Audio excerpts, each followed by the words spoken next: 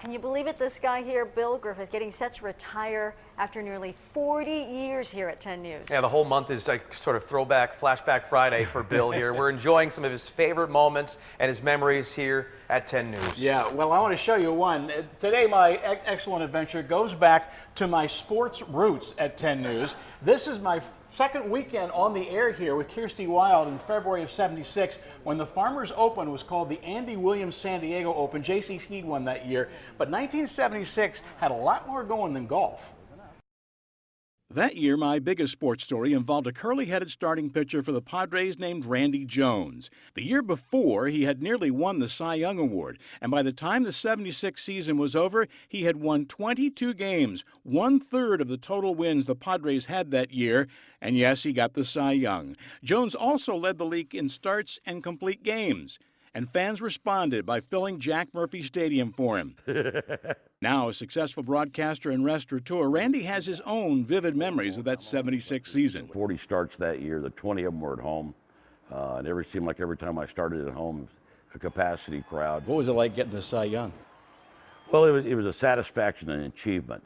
After coming in second to Tom Seaver in '75, to go back out with not really a first place caliber team and get the job done.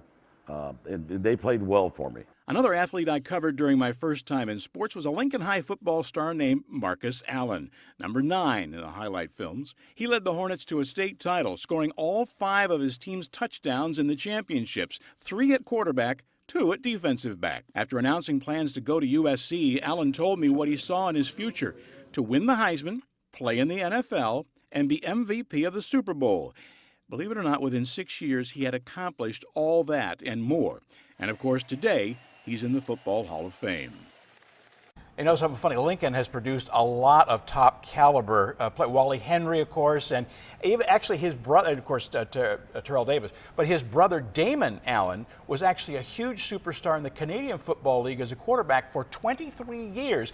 I never had a chance to cover him at Lincoln High School because I was out of sports by then. What's so cool is that you were there on the ground floor. Yeah. And Marcus Allen is just a kid, and Yeah. you chronicled his journey starting then and how big he became. Oh, and he knew it.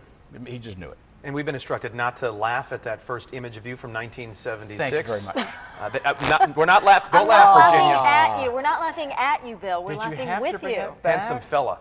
You know why? We're just jealous because that's an awesome hairdo. And that mustache, let me tell you, that took a while to grow.